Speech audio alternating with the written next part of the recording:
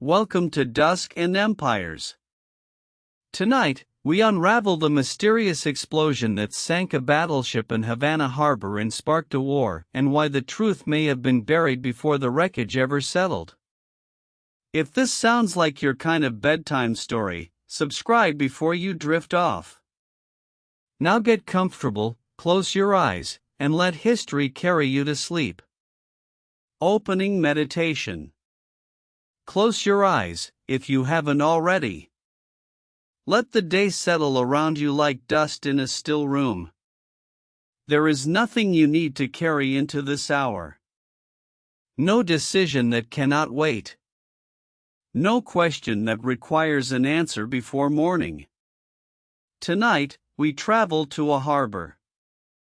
A warm harbor, lit by stars, where the air smells of salt and something tropical, distant flowers, perhaps, or the faint sweetness of sugarcane carried on a winter breeze. The year is 1898. The place is Havana, Cuba. And somewhere out on that dark water, a great gray ship sits quietly at anchor. It is a ship whose story most people think they know. But most people, as it turns out, have only heard the loudest version of that story. Tonight, we will hear the quieter one. Part 1, The Ship at Anchor, Havana, January 1898. Imagine the harbor at night. The water is black and still, broken only by the slow breathing of the tide against stone seawalls. The lights of Havana glow amber along the shore, oil lamps and gas lanterns strung between the low colonial buildings of the old city, their reflections rippling softly across the surface of the bay. It is January, and yet the air is warm in the way that surprises Americans who come here from the north.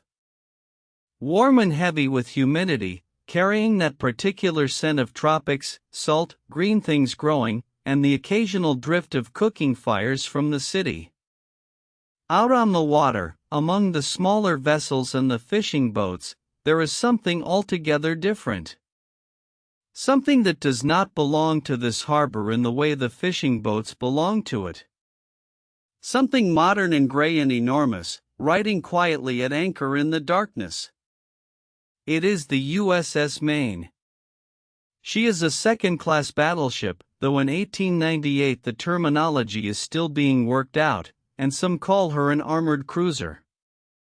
She is 319 feet long, which means that if you were to set her down on a city block, she would nearly swallow it entirely. Her hull is painted white above the waterline, a peacetime color, and gray below. Two great funnels rise from her midship, and two turrets, each containing a pair of 10-inch guns, sit forward and aft like closed fists. She is, by any measure, an impressive ship.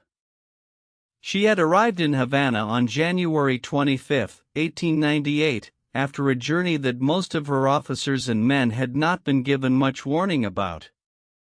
The orders came quickly, as orders from Washington often did in those months. Cuba was in crisis. The Spanish colonial government was struggling to suppress a rebellion that had been burning across the island for years. American property was at risk. American citizens were nervous. And the newspapers, above all, the newspapers, were loudly, insistently, furiously demanding that the United States do something. So the Maine was sent. Officially, the reason given was a courtesy call. A friendly visit, the diplomats said, to demonstrate American goodwill. The Spanish governor in Havana was informed, and he accepted the visit with the strained politeness of a man who has no real choice. But no one on either side was under any illusion about what the Maine's presence actually meant. It meant, we are watching. It meant, we are here. It meant, do not forget that we exist, and that we are powerful, and that we have interests in this island that we will not easily abandon. The Maine's commanding officer was Captain Charles Sigsbee. He was a careful, methodical man, the kind of officer who kept meticulous notes and thought before he spoke. He had served in the Navy since the Civil War. He had, in fact, invented a device for measuring ocean depth that would later bear his name, and he was not given to panic or exaggeration.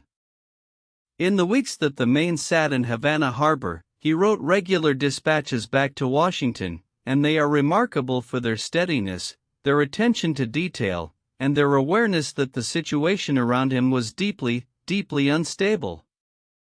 He noted the tension in the city. He noted the way Spanish officers looked at his crew when they went ashore, the formal coldness that passed for courtesy. He noted the crowds in the streets, the political pamphlets being distributed, the murmur of discontent that ran through Havana like an underground current. He noted all of it, and he filed it away, and he kept his men aboard as much as possible, and he waited. The men of the Maine, there were 355 officers and enlisted men aboard, spent those weeks in the careful, slightly bored routine of sailors on a diplomatic deployment. They stood their watches. They maintained the ship. Some were allowed shore leave, carefully managed, carefully monitored. They ate their meals in the wardroom and the crew's mess. They slept in their hammocks in the lower decks, directly above the ship's magazines and coal bunkers, as sailors always had. Among them were young men from across the country. From New York, from Ohio, from Virginia, from the Midwest. Men who had joined the Navy for wages and adventure and the promise of seeing something of the world. Men who had no particular opinion about Cuba, or Spain, or the politics of Caribbean empires. Men who were, in the evenings, simply tired sailors, writing letters home in the warm lamplight of the lower decks, thinking about their mother's cooking, or the girls they had left behind, or whether there would be shore leave again soon. Captain Sigsbee himself, on the evening of February 15, 1898, was in his cabin below the quarterdeck, writing a letter home. It was a quiet evening. He had been playing cards earlier with some of his officers. The bugler had sounded taps, the nightly signal for lights out below decks, and the ship had settled into the particular silence of a vessel at rest, the creak of metal, the soft lapping of water against the hull, the distant sounds of Havana drifting across the harbor. It was 9:40 in the evening. And then the world came apart. The explosion, or rather, the explosions, because there were two of them, one following the other in terrible sequence, tore through the forward part of the ship with a violence that no one who survived would ever quite find words for. The entire bow of the vessel was destroyed. The forward magazine, where the ammunition was stored, detonated. The deck buckled and split. Metal that had been solid and thick twisted like paper. The ship was lifted slightly in the water, and then she settled, and then she began to go down. In the darkness of the harbor, debris rained into the water. Sailors who had been below decks were simply gone. Others, thrown into the water, called out in the darkness. Small boats from the surrounding vessels began to move toward the site. The Spanish cruiser Alfonso XII, anchored nearby, lowered her boats and her sailors began pulling American survivors from the water, a detail that would be largely overlooked in the weeks that followed, when the story of the Maine was reshaped by other hands for other purposes. Captain Sigsbee survived. He had been far enough aft to escape the worst of the blast.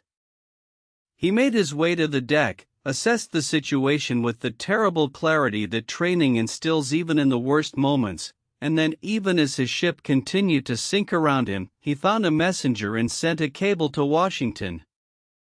It read, in part, "Maine blown up in Havana Harbor at 9:40 tonight and destroyed. Many wounded and doubtless more killed or drowned."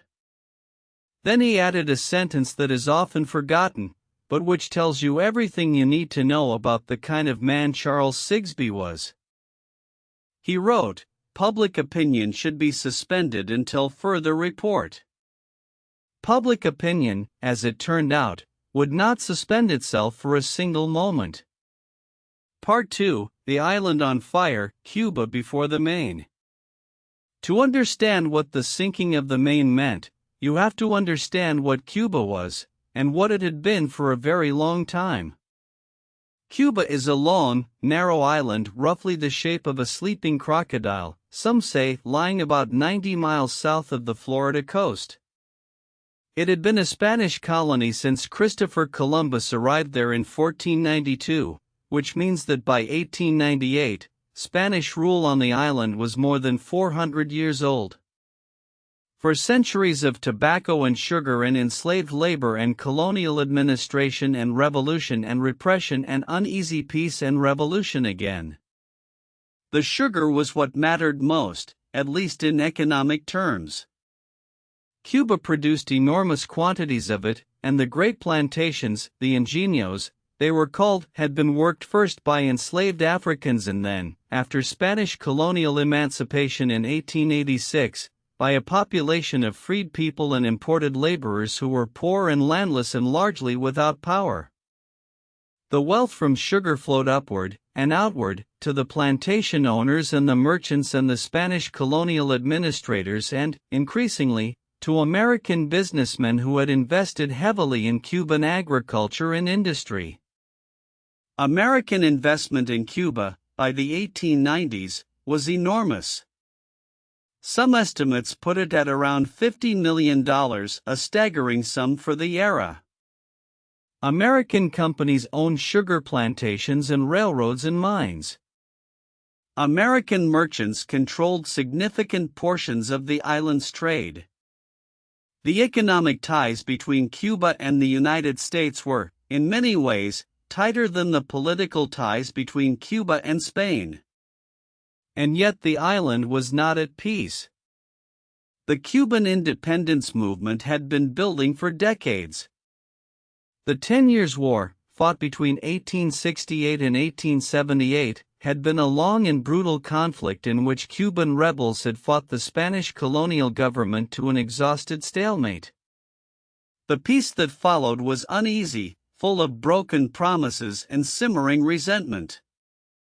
When the fighting finally resumed in 1895, with the launch of what Cubans call the War of Independence, it did so with a ferocity and a popular base that the Spanish had not anticipated. The leader of the independence movement was José Martí, a poet and journalist and visionary who had spent years in exile, organizing and writing and speaking and dreaming of a free Cuba.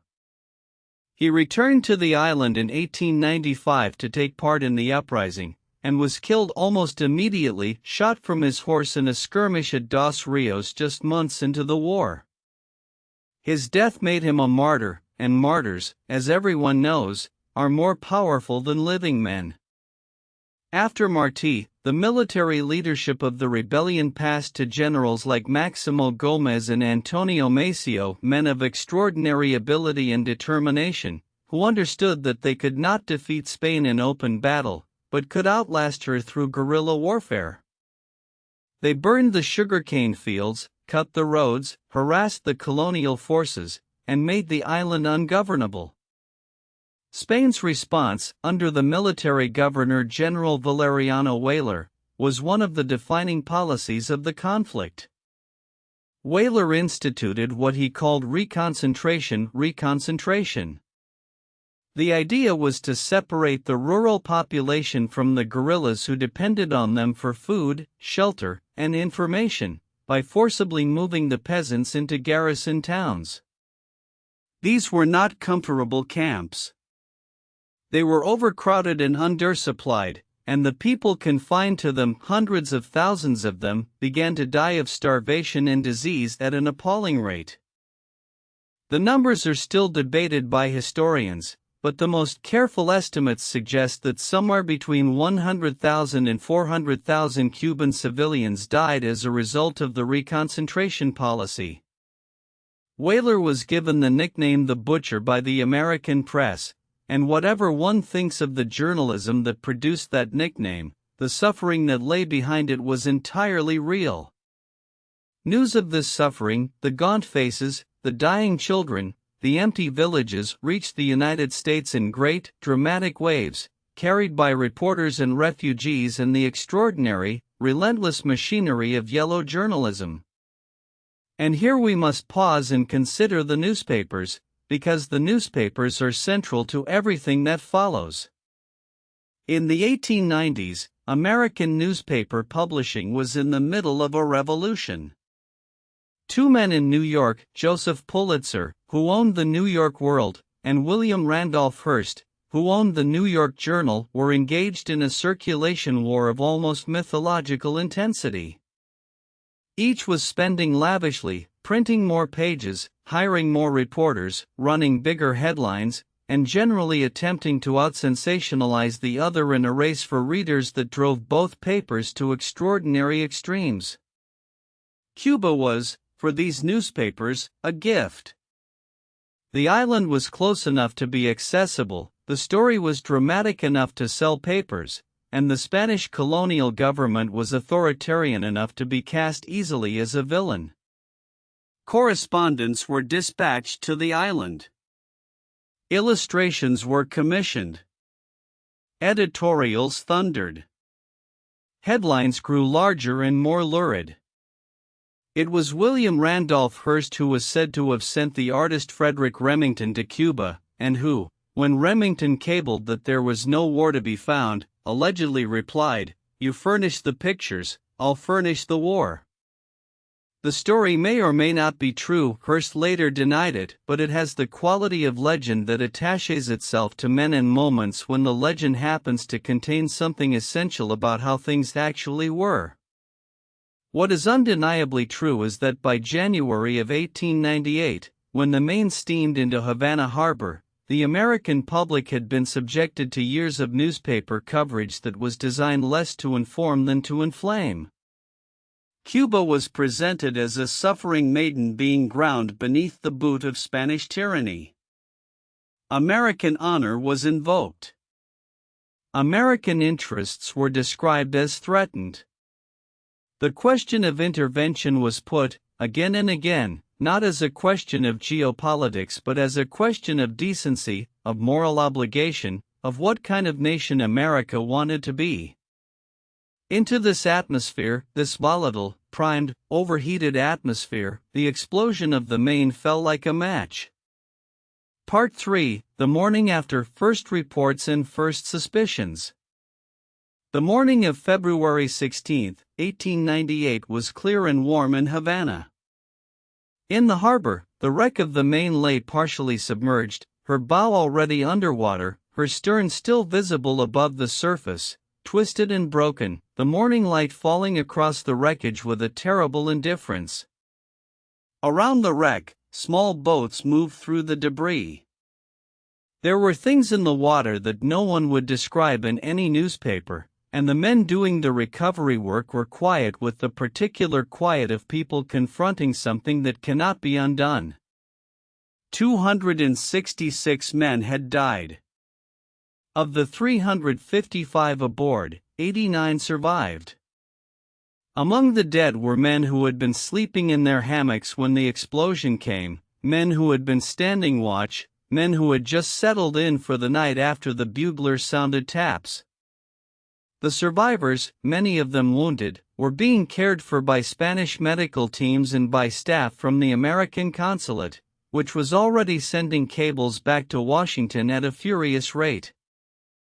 Captain Sigsbee was alive and unhurt, and he was already, in the way of professional military officers, thinking about what came next. He needed to inform Washington. He needed to maintain order among his surviving crew. He needed to deal with the Spanish authorities, who were expressing what appeared to be genuine shock and condolence, and he needed to begin the process of figuring out what had actually happened. His cable to Washington, as we have noted, asked for public opinion to be suspended. This was not a naive request. Sigsbee was not an innocent man, but rather the request of someone who had seen the situation on the ground and understood, with the clarity of direct experience, that the truth of what had happened was not yet known and might be difficult to determine. Washington did not, in any meaningful sense, grant his request. The story reached the newspapers within hours. This was the age before radio, before television, but the telegraph was fast and the newspaper offices were primed and waiting, and editors who had been covering Cuba for years recognized immediately that this was the moment they had been anticipating. The presses began to run. The headlines grew. In New York, Hearst's journal ran with, "The warship Maine was split in two by an enemy's secret infernal machine." The word enemy was doing a great deal of work in that headline, because at the moment it was printed, no investigation had been conducted and no cause had been established. But the journal had already decided editorially, journalistically, commercially, that this was an act of Spanish treachery, and it printed that conclusion as fact before a single diver had gone below to look at the wreck. Pulitzer's world was somewhat more restrained, but not by much. Within days, the journal was offering a $50,000 reward for information leading to the arrest and conviction of those responsible for the destruction of the Maine language that presumed, again, that the explosion had been an act of deliberate sabotage rather than an accident, when no one actually knew. The public absorbed all of this with the particular credulity that attaches itself to moments of shock and grief. 266 American sailors were dead. The ship was sunk. The explanation that felt most emotionally satisfying, the one that transformed tragedy into outrage, random disaster into deliberate murder, was the one most people reached for first. In the Navy Department in Washington, the mood was somewhat more complicated. Secretary of the Navy John D. Long was a cautious, experienced administrator who understood that the loss of a battleship was a serious matter requiring serious investigation. President William McKinley, who had seen real war, he had served in the Civil War and never romanticized it, was deeply reluctant to rush into conflict. He had been elected on a platform of steady, prosperous governance, and he understood that war was expensive and unpredictable and costly in ways that went beyond the financial. But McKinley was also a politician, and he was feeling the pressure from the newspapers, from Congress, from a public that was already forming opinions faster than any investigation could produce facts. The Navy convened a board of inquiry almost immediately. It was chaired by Captain William T. Sampson, who would later command the naval forces at the Battle of Santiago during the Spanish-American War. The board included experienced naval officers, and it set to work with the tools available to it in 1898, which were considerable but not unlimited. Divers went down to examine the wreck. The water in Havana Harbor was murky, and the work was slow and dangerous, but they brought back what observations they could. Naval architects and ordnance experts were consulted. Testimony was gathered from survivors. The board worked for several weeks in the warm waters of Havana Harbor, piecing together what evidence remained. Spain, for its part, also conducted an investigation. The Spanish board came to a different conclusion, that the explosion had originated inside the ship, suggesting an accident, most likely involving the ship's coal bunkers, which were known to have a problem with spontaneous combustion, and which were located dangerously close to the forward ammunition magazine. The American board came to a different conclusion. It found, in its report, that the Maine had been destroyed by the explosion of a submarine mine, which had triggered the explosion of the forward magazines. The board was careful to note that it could not attribute responsibility for the mine to any particular person or entity, but the implication was clear enough, and the newspapers did not trouble themselves with the board's careful qualifications. "Remember the Maine" became a rallying cry almost overnight. It was printed on buttons and placards and the front pages of newspapers. It was shouted in Congress and spoken from podiums. It was the kind of phrase that, once uttered, takes on a life of its own, becoming less a description of an event than a call to action, a demand for a particular response dressed up in the clothing of grief and honor. But Captain Sigsbee, even as the phrase echoed around him, was still asking for something different. He was still asking people to wait. To be careful. To remember that the truth of what happened in Havana Harbor on the night of February 15 was not yet fully known. He was right, as it turned out. Though it would take nearly a century for the full weight of the evidence to accumulate. Part 4, Remember the Maine, the Machinery of Outrage. There is a particular quality to the weeks following a great national shock. Time seems to slow and accelerate at once. The same images appear again and again on newspaper front pages, in illustrated magazines, in the windows of shops until they become icons, stripped of their original context, invested instead with the meanings that the moment requires of them. The USS Maine, in the weeks and months following February 15, 1898, became exactly this kind of image. A symbol of American martyrdom, of treachery, of the need for action. The machinery of outrage that produced this transformation was not entirely spontaneous. It had architects. William Randolph Hearst was 34 years old in 1898, young by the standards of press barons, full of the particular energy of a man who has inherited great wealth and is determined to use it in ways that will make him impossible to ignore. He had taken control of the San Francisco Examiner in 1887, when his father, the mining magnate George Hearst, gave it to him somewhat reluctantly, and he had since expanded aggressively, purchasing the New York Journal in 1895 and using it as the stage for what amounted to a one-man campaign to reshape American journalism.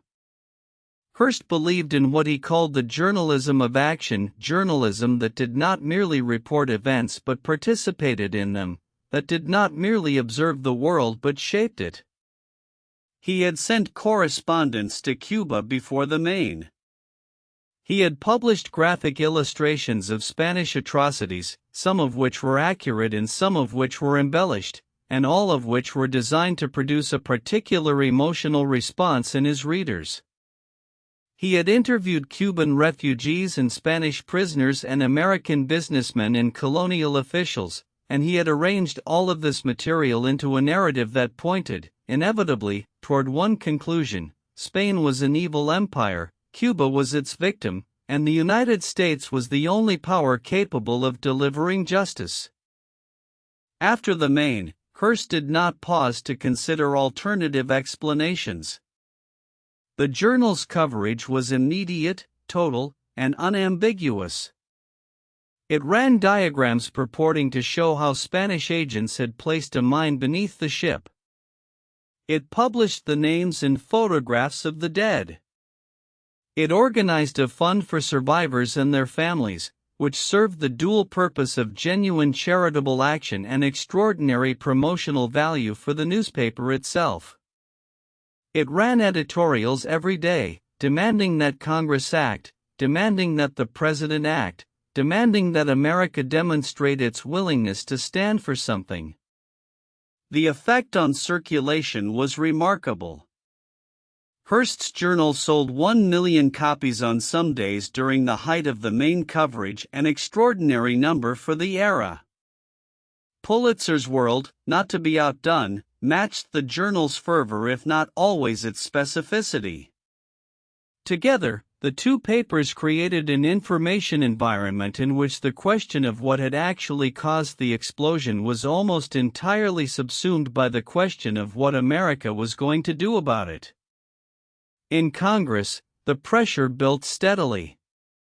There were members who had been calling for intervention in Cuba for years, men who believed in American expansion, in what would later be called manifest destiny applied to the Caribbean and the Pacific, in the idea that the United States was both entitled and obligated to extend its power and its values beyond its existing borders. The Maine gave them a new argument, the oldest and most powerful one: American blood had been shed. American honor demanded a response. Theodore Roosevelt, who was at that time the Assistant Secretary of the Navy, was among the most vocal advocates for action. Roosevelt was a man of extraordinary physical and intellectual energy, a lover of what he called the strenuous life, who had been preparing for this moment, or something like it, for years. He had written about naval power and American expansion. He had corresponded with the naval theorist Alfred Thayer Mahan, whose book The Influence of Sea Power Upon History had argued that naval dominance was the key to national greatness, and he had been systematically working to ensure that the American Navy was ready for the conflict he believed was coming. When the Maine went down, Roosevelt moved quickly.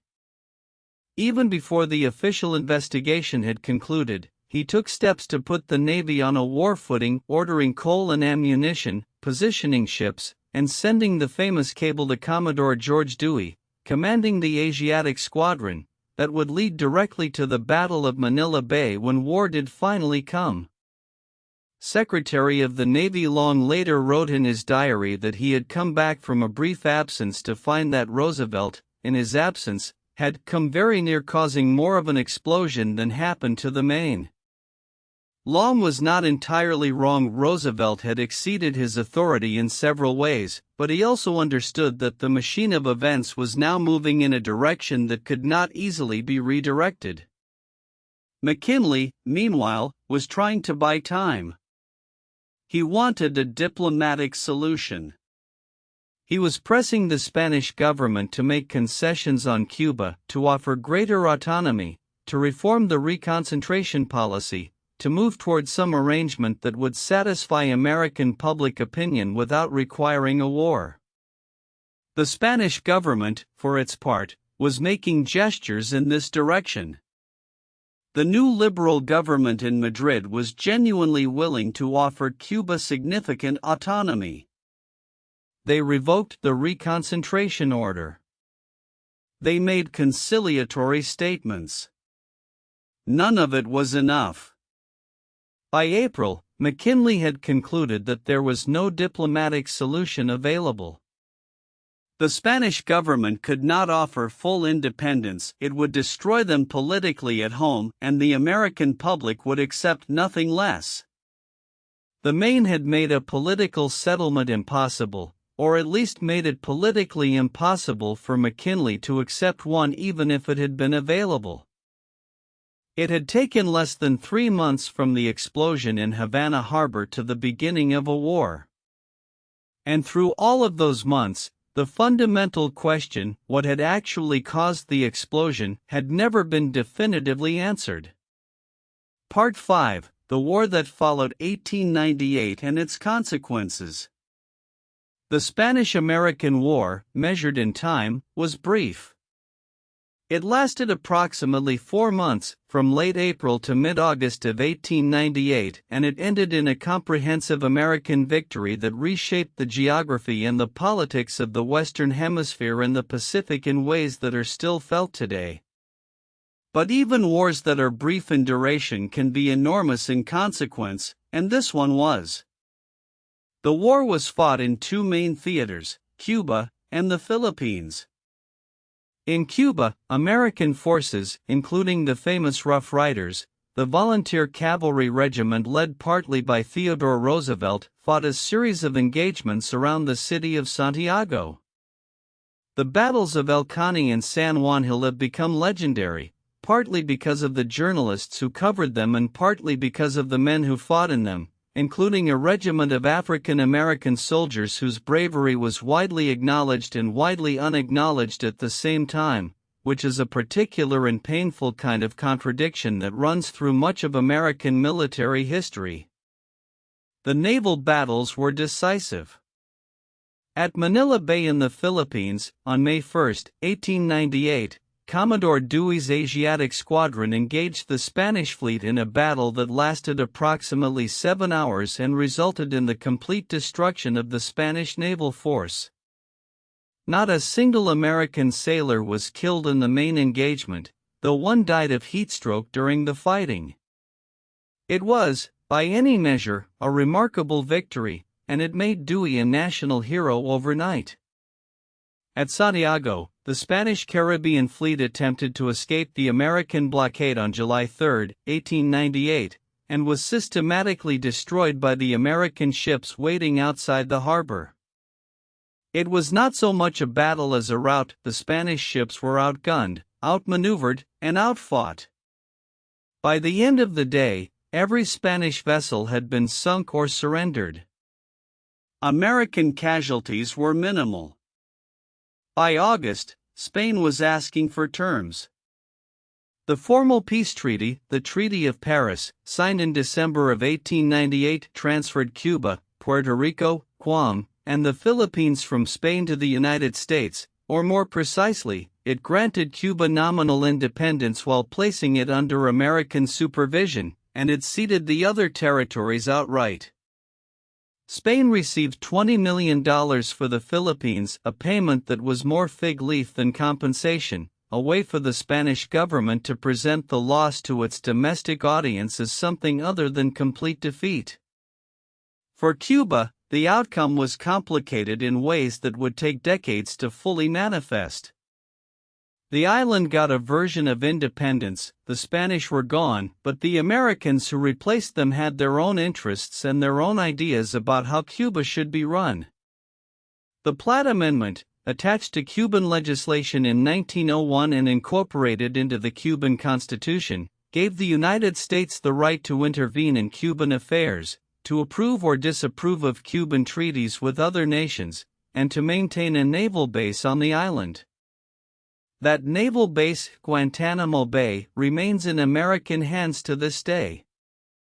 The men who had fought for Cuban independence for decades found themselves with a freedom that was real in some respects and compromised in others. Maximo Gomez, the great general of the independence movement, lived to see his island nominally free and was unsatisfied with what freedom looked like. The dreams that José Martí had died for in 1895 were not fully realized in 1898 or in 1902 when the formal American occupation ended, or indeed for many decades afterward. And through all of it, the Maine remained at the bottom of Havana Harbor, a sunken monument to a question that had never been properly answered. The war was over. The newspapers had moved on. New heroes had been made, new maps had been drawn. The question of what had actually destroyed the Maine was no longer particularly urgent, or at least no longer commercially interesting. But the wreck was still there, in the harbor mud, half a mile from the Havana waterfront. And for those who cared to look, it still had things to say. Part 6. The first investigation, what the Navy found in 1898. Let us go back to the water. In the weeks following the explosion, while the newspapers were printing their accusations and Congress was debating its response, the Navy's Board of Inquiry was doing something more methodical. They were sending men down into the wreck of the Maine, divers, in the hard-hat equipment of the era, breathing air pumped down through rubber hoses, moving slowly through the dark and murky water of Havana Harbor to look at what the explosion had actually done to the ship. This was painstaking, difficult work. The water was not clear. The wreck was not stable. The conditions were, in every sense, challenging. But the divers brought back observations, and the officers of the Board of Inquiry combined those observations with the testimony of survivors and the expertise of naval architects to construct what they believed was an account of the explosion. Captain William T. Sampson, who chaired the board, was a careful and experienced officer. He was not, by temperament, a man given to recklessness or political manipulation. But he was also a naval officer conducting an inquiry in a specific political environment, under specific pressures, with specific limitations on what his divers could actually see and determine in the muddy water of a tropical harbor. The board's key finding had to do with the shape of the metal at the bottom of the wreck. The divers reported that the keel of the ship, the central structural beam running along the bottom of the hull, was bent upward and inward in the area of the explosion. In the language of naval engineering, this is called a bottom keel pushed up and inward. The board interpreted this as evidence of an external explosion, a mine or some kind of underwater device that had detonated beneath the ship, rather than an internal explosion, which would have pushed the metal outward. The board was also examining the pattern of damage. The forward part of the ship, where the magazines were located, had been completely destroyed. The question was whether the destruction began there, with an internal explosion in the magazines themselves, or whether it began with something external that then triggered the magazines. The board concluded that an external mine had triggered the magazine explosion. They could not, they stated carefully, attribute responsibility for the mine to any particular party. But the finding was clear in its structural implication: something from outside the ship had caused the initial explosion. The Spanish investigation, conducted simultaneously, came to the opposite conclusion. Spanish naval experts examined the same evidence, or as much of it as they could access, and concluded that the explosion had originated inside the ship, almost certainly in the forward ammunition magazine, triggered perhaps by a fire in the adjacent coal bunker. The two competing explanations, external mine or internal accident, would fight it out for the next century and more. At the time, the American board's finding was the one that mattered, because it was the American board that had the political authority to influence events. Its conclusion, that a mine had destroyed the Maine, was accepted by the Navy Department, reported to Congress, and used by McKinley in his message asking for the authority to use force in Cuba. It became, for practical purposes, the official explanation.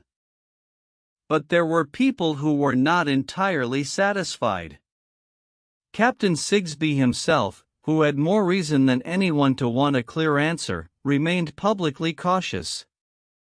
He had felt the explosion from his position in the aft cabin. He had heard two distinct detonations.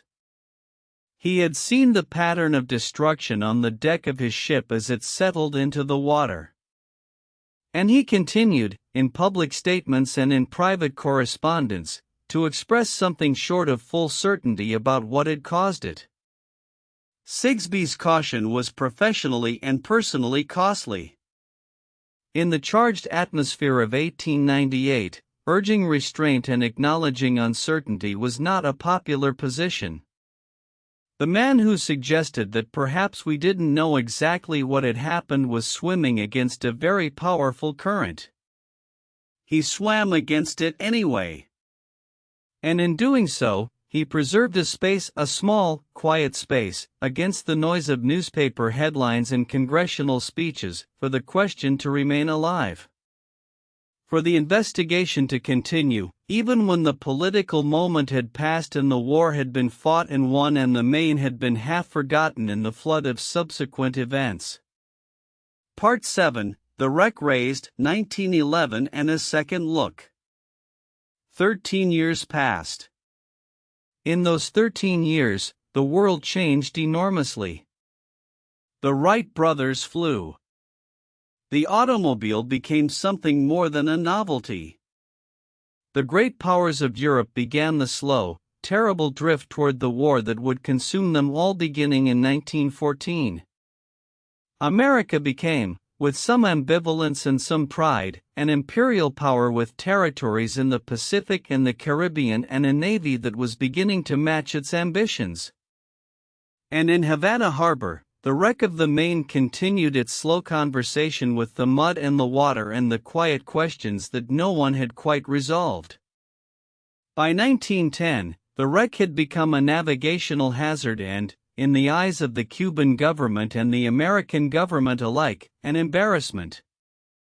The hulk still jutted partially above the water in places rusted, encrusted, eerie. Something needed to be done about it. The decision was made to raise it.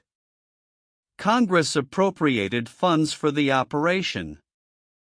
Army engineers were assigned. A cofferdam, a large watertight enclosure, was built around the wreck. The water inside was pumped out, and for the first time since the night of February 15, 1898, human beings were able to walk on the bottom of the harbor and examine the wreck directly, in air rather than underwater, with their eyes rather than through the limited sensory input available to divers in dark water. What they found was, in some respects, revelatory.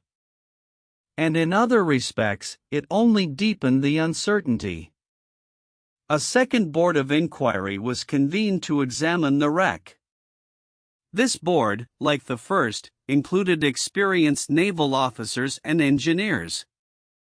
But they had something the first board had not: they could actually walk through the wreck, examine the metal directly, and make observations that no diver in murky water could have made 13 years earlier.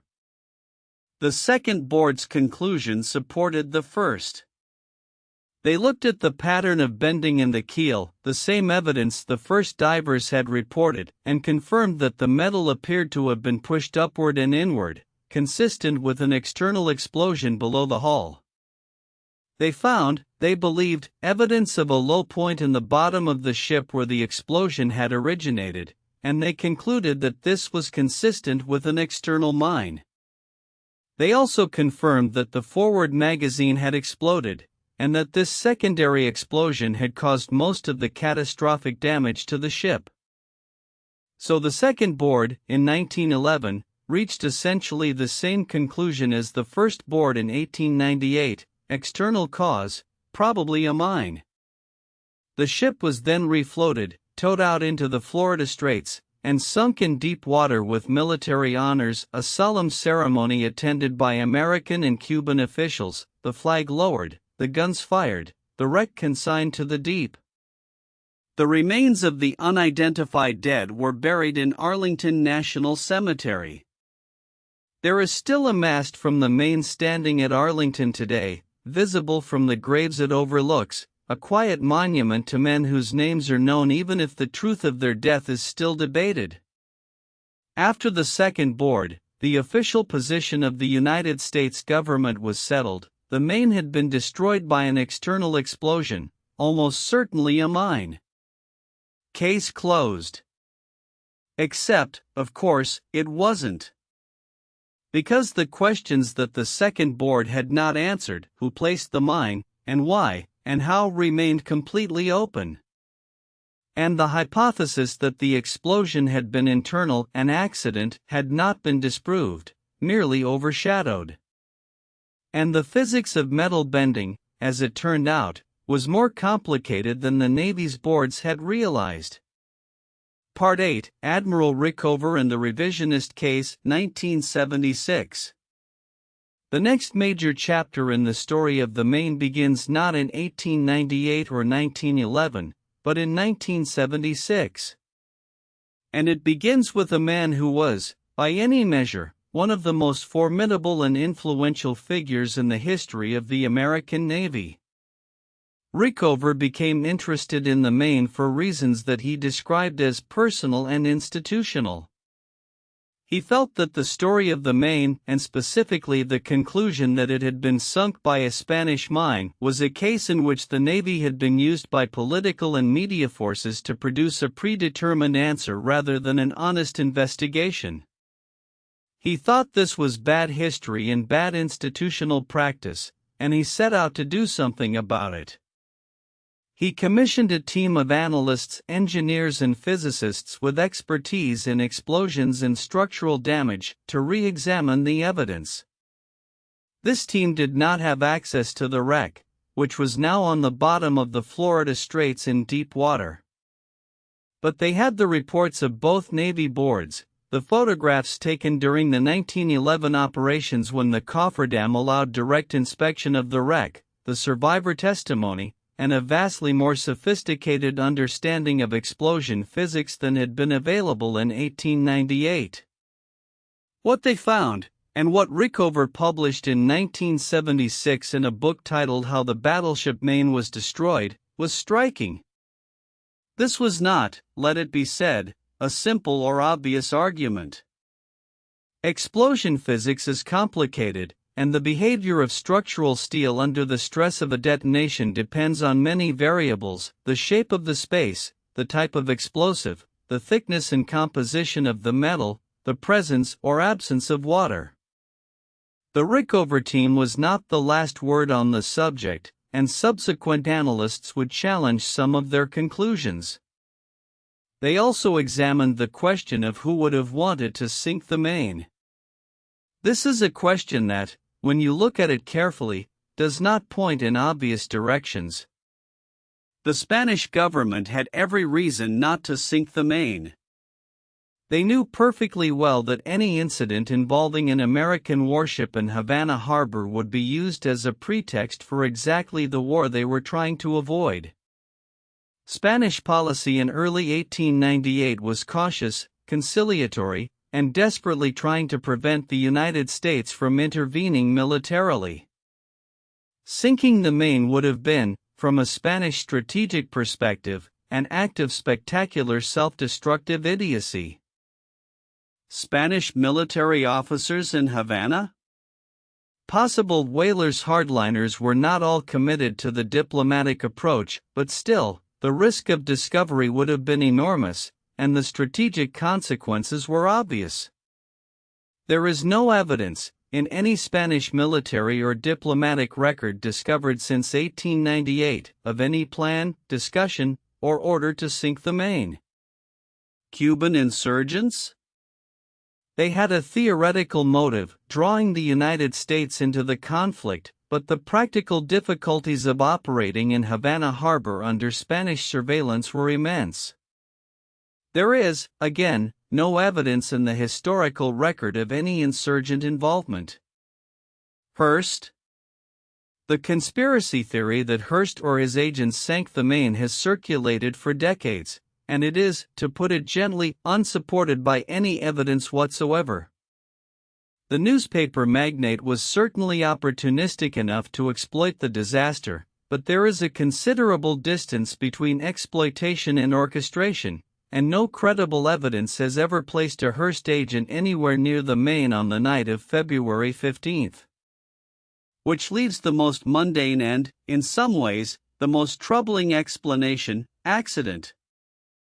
Ships caught fire and exploded in the 1890s with a regularity that modern standards of naval engineering have largely eliminated. Spontaneous coal bunker combustion was a known hazard. The USS Maine's design was, by later assessments, not optimal in terms of the proximity of coal storage to ammunition storage.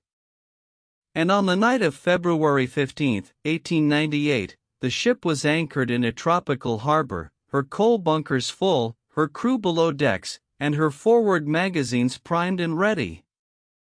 Part 9, The National Geographic Investigation, 1999. More than 20 years after Rickover, another investigation came. In 1999, the centennial year of the Spanish-American War, National Geographic magazine partnered with a team of experts to conduct what they hoped would be a definitive computer-modeled analysis of the Maine explosion. The timing was partly historical sentiment and partly genuine scientific curiosity. The question of what had destroyed the Maine had never been settled to everyone's satisfaction, and a century of technological progress had produced tools that the 1898 and 1911 boards could not have imagined. The team, led by experts in naval architecture and explosive effects, spent months building a computer model of the Maine's forward section and then running simulations of various explosion scenarios: external mine, internal magazine explosion, coal bunker fire, to see which scenario best matched the observed damage. Their conclusion, published in 1999, was that the damage to the Maine was, in their assessment, more consistent with an internal explosion in the forward magazine than with an external mine. The computer simulations, they argued, showed that an external mine of the type suggested by the 1898 and 1911 boards would have produced a different pattern of structural damage than what was actually observed. The National Geographic team also revisited the question of the ship's coal bunkers. The Maine's design, they noted, placed the coal storage areas in very close proximity to the forward 6-inch magazine, the ammunition storage for the ship's secondary guns. This design configuration was acknowledged even in 1898 to be a potential hazard. The Navy had, in fact, been concerned enough about spontaneous coal bunker combustion to issue warnings about it to ship commanders, and several other vessels had experienced coal bunker fires in the same period. If a fire had started in the coal bunker adjacent to the magazine, the heat could have eventually cooked off the ammunition in the magazine, producing the catastrophic explosion that destroyed the ship's bow. The two detonations that survivors described, a smaller explosion followed quickly by a much larger one, would be consistent with this sequence: first the magazine, detonated by a coal bunker fire, and then the sympathetic detonation of a second magazine triggered by the first. The National Geographic investigation, like the Rickover report before it, did not constitute proof. Computer models are, by their nature, based on assumptions, and the assumptions built into any model of a 1898 explosion based on photographs and written descriptions from the 1911 cofferdam operation are considerable. Different modelers making different assumptions can produce different results. Part 10: The human cost lives behind the legend. It is easy, in a story this large, to lose sight of the individual lives at its center. 266 men died when the Maine exploded in Havana Harbor. Their names are recorded. Their faces, some of them, survive in photographs taken before the explosion, formal naval portraits, the kind made on the occasion of enlisting, where young men sat still for long seconds while the light did its work and a version of their face was preserved forever. Most of them were young. The average age of an enlisted sailor in the American Navy in 1898 was perhaps 22 or 23 years old. They were young men who had joined the service for reasons as varied as the country they came from: poverty, adventure, family tradition, the desire to see something beyond the town or the farm where they had grown up. They had not come to Havana to die. They had come because their ship was sent there, and they were on it, and that was the whole of the explanation for their presence in that place at that moment. Among the dead were approximately 80 African American sailors. The Navy in 1898 was not segregated in the same formal way that other branches of the American military were, but it was not equal either. Black sailors were largely confined to certain ratings and certain roles, and they lived and worked in a world of informal but pervasive discrimination. They died in Havana Harbor alongside their white shipmates with perfect democratic impartiality, and in the aftermath, their deaths were mentioned less frequently in the newspaper coverage that made the Maine into a legend. The families of the dead received, in most cases, a modest death gratuity from the Navy, a formal letter of condolence, and whatever personal effects could be recovered from the wreck. Some received visits from naval officers. Some received nothing but news, arriving by telegraph to the nearest town with a telegraph office, carried then by word of mouth or a messenger to the house where the family was waiting. Captain Sigsbee survived and continued his naval career. He commanded ships during the Spanish-American War and rose to the rank of Rear Admiral. He wrote a memoir about the Maine and the events surrounding it, and he continued throughout his life to present the facts carefully and to resist the most inflammatory interpretations. He died in 1923, at the age of 76, having outlived the war that his ship's sinking had helped to cause. Among the survivors was Ambrose Ham, a coal passer, one of the men whose job was to shovel coal from the bunkers to the furnaces, who had been below decks when the explosion came and had been thrown into the water. He was rescued by a Spanish boat and survived with burns and injuries. His account of the explosion, given to the Board of Inquiry, described the sequence of events from the perspective of someone in the forward part of the ship: a tremendous shock, a sudden light, and then darkness and water. George Gould, a machinist's mate, had been sleeping in his hammock in the forward crew quarters, directly above the area where the explosion occurred, and had somehow survived, thrown clear by the force of the blast and pulled from the water by rescuers. His survival was, by any rational calculation, almost impossibly unlikely. He spoke of the moment of the explosion as coming without any warning whatsoever. One moment he was asleep, and the next he was in the water, with no memory of anything in between.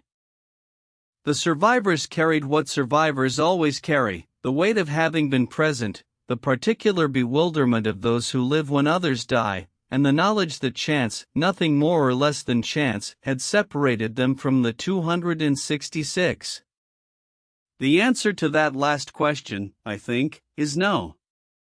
The courage required to serve aboard a warship anchored in a hostile harbor is the same whether the ship is ultimately destroyed by enemy action or by accident. The men who died in Havana Harbor on February 15, 1898 did not die because they were cowards or fools. They died because they were sailors, doing what sailors do, in a place and time that asked more of them than anyone had a right to ask. Their names deserve to be remembered. Not as a rallying cry. Not as a pretext. As names. As people. Part 11. What the History Tells U.S. Truth, Myth, and the Uses of Disaster. When we step back from the specific question of what caused the Maine's explosion and look at the larger story, the story of how the event was interpreted, and used, and turned into something other than what it was, we encounter one of history's most instructive examples of what might be called the weaponization of uncertainty. The United States in 1898 was a nation at a crossroads. It had recovered from the Civil War, grown enormously in industrial and agricultural power, and was beginning to feel the pressure of its own ambitions pushing outward against the limits of its existing borders. There was a faction powerful, articulate, and increasingly influential, that believed America's destiny lay in expansion, in empire, in the kind of global reach that Britain had achieved and that the navalism of Maine had theorized. Cuba was the immediate test case for that vision. The Spanish-American War, sometimes called, with slightly cynical accuracy, a splendid little war by John Hay, who was then the American ambassador to Britain, gave the expansionists what they wanted: a quick, decisive military victory, new territories, a new global role. The Maine provided the emotional fuel that made the war politically possible. It is worth noting, carefully and without melodrama, that the people who used the Maine as a pretext for war did not necessarily know that it had been an accident. The 1898 Board of Inquiry had concluded that an external mine was responsible, and that conclusion was accepted by the political class in good faith, or at least in sufficient good faith that it served the purposes they needed it to serve. The cynicism, if we want to call it that, lay not necessarily in the deployment of a known lie, but in the eagerness with which an uncertain conclusion was treated as a certainty. William Randolph Hearst may or may not have believed that Spain had sunk the Maine. What is clear is that he did not pause to consider the alternative with any seriousness. The story that served his newspaper also served his political views, and the two happened to converge so neatly that the question of whether they were actually true became, for him, secondary. The Maine is, in this sense, a case study in how disasters become myths. The myth is not a simple lie, it has a nucleus of truth, a real event, real deaths, real grief. But around that nucleus, a story is constructed that serves purposes beyond the event itself, and once the story is established, it becomes very difficult to dislodge even when the evidence begins to suggest that it was wrong. Remember the Maine was a phrase that outlived the war it helped to start, that outlived the generation that shouted it, that became part of the permanent vocabulary of American martial history.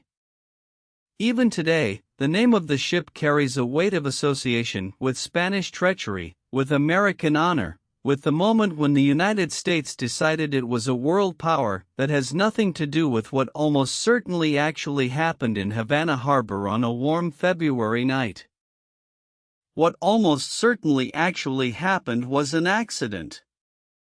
A fire, probably in a coal bunker, that spread to an ammunition magazine and detonated it, destroying a ship and killing more than 260 men, in the way that accidents have always killed people, without intention, without meaning, without a villain to name or a grievance to redress. Accidents, as any psychologist will tell you, are harder to bear emotionally than deliberate acts. When someone does something terrible to us on purpose, we have the resources of anger and justice and retribution to draw on.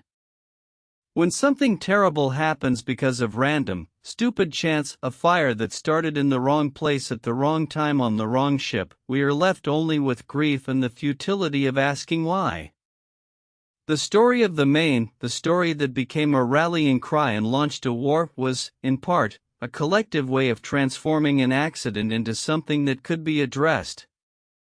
It transformed grief into anger, and anger into action, and action into a war that reshaped an empire and created another one.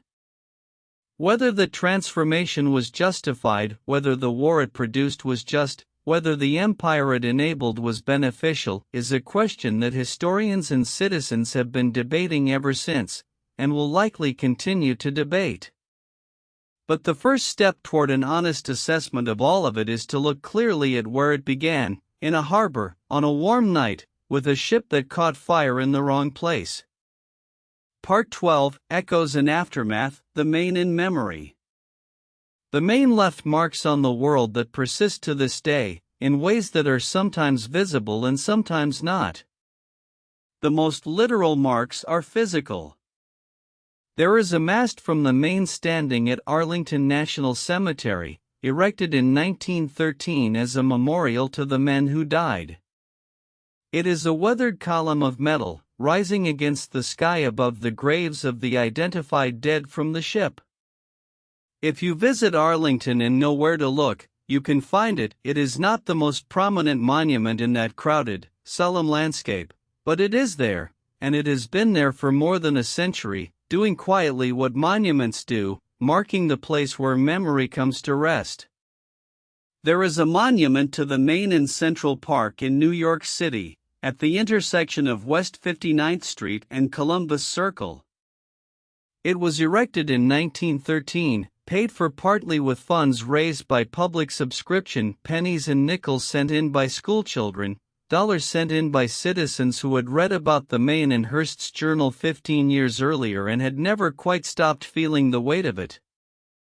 The monument is a grand piece of Beaux-Arts sculpture, full of allegorical figures representing courage and naval power, with a dedication at its base to the men of the Maine.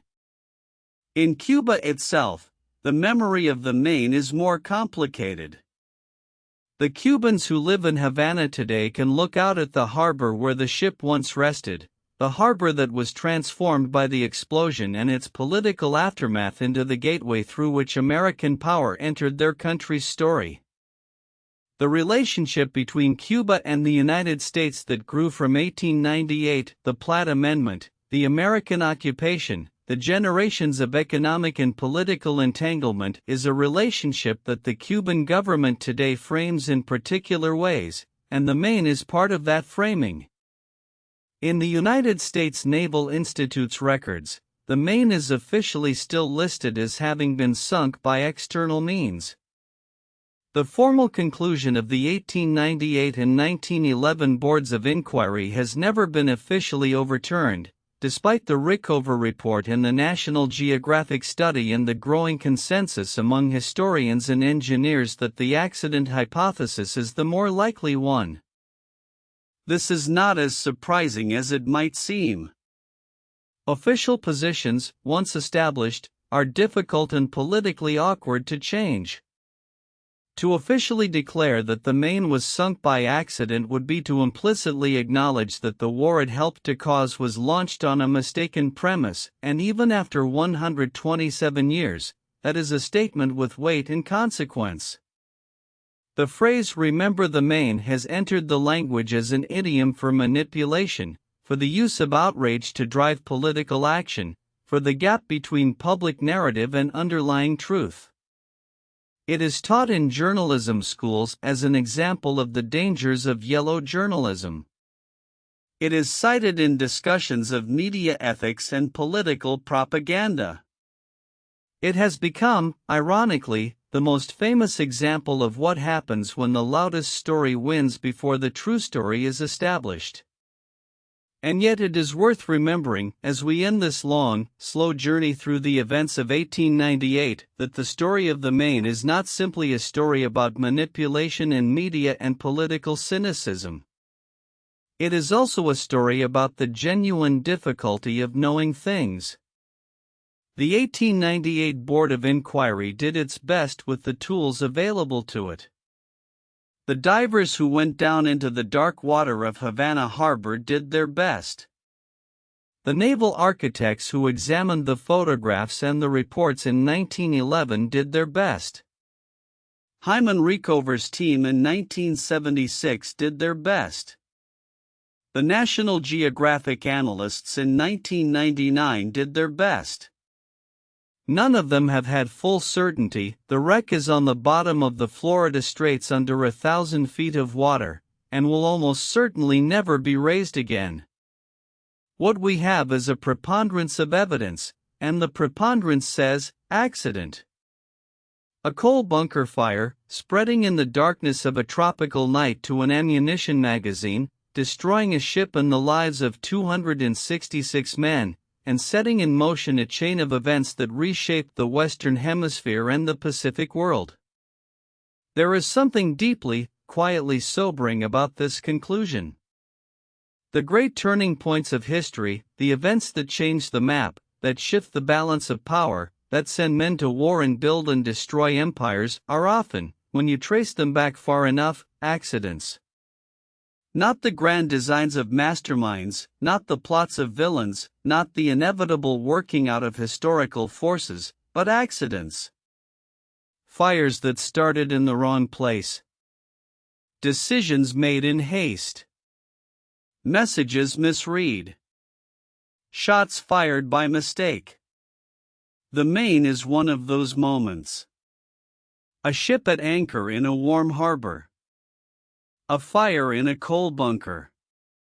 A night that began with taps being sounded and letters being written and sailors sleeping in their hammocks, and ended in catastrophe. And then the machinery of human meaning-making got hold of it, and turned it into something else: a war, an empire, a rallying cry, a myth, and the quiet truth at the center of it all was covered over by the noise of history. It is covered over still, in most of the places where the story of the Maine is told. But it is there, underneath, waiting patiently for anyone who takes the time to look. As most true things are. Closing meditation. Let the harbor settle now. Let the water grow still in your mind, dark and quiet, the lights of Havana growing soft and distant until they are just a shimmer at the edge of awareness. The great gray ship has faded back into history, into the deep water, into the place where all things eventually go. The men of the Maine are at rest. Their names are recorded. Their story, for all its complexity, for all the ways it was used and shaped and turned into something larger than any of them could have imagined. Their story has been told tonight with honesty and with care. Let your breathing slow now. In through the nose, slowly, all the way down, and out again, even more slowly, as though you were letting the weight of the centuries settle out of you with each exhale. History is full of moments like this one. Moments where the truth was quieter than the story told about it. Moments where good people, in the grip of grief and anger and need, reached for the loudest explanation rather than the most careful one. Moments where the world changed not because of a grand design but because of a fire in the dark, a chain of consequences no one fully planned or controlled. And yet, and here is the thing worth carrying into sleep, the truth was always there. It waited patiently through 1898 and 1911 and 1976 and 1999. It waited while the newspapers shouted and the politicians argued and the guns fired and the empire was built and slowly, in the way of empires, began to change. The truth does not hurry. It simply waits. You are safe now. You are here. The water is still, the night is warm, and somewhere in a harbor long ago, sailors who deserved better are finally at rest. Let your eyes stay closed. Let your body grow heavy and warm. Let the sounds around you become distant. Let them recede like the sound of the tide going out, like footsteps growing quieter down a long hallway, like the last note of a bugle fading into the tropical night. You have learned something tonight. You have held something true and complicated and human, and now you can let it rest, the way history rests, the way water rests over the things it has covered. Sleep now. Slowly. Completely. If you're still awake, that's okay. Just close your eyes and let the story carry you. Subscribe to History for Sleep for a new story every week. Sweet dreams.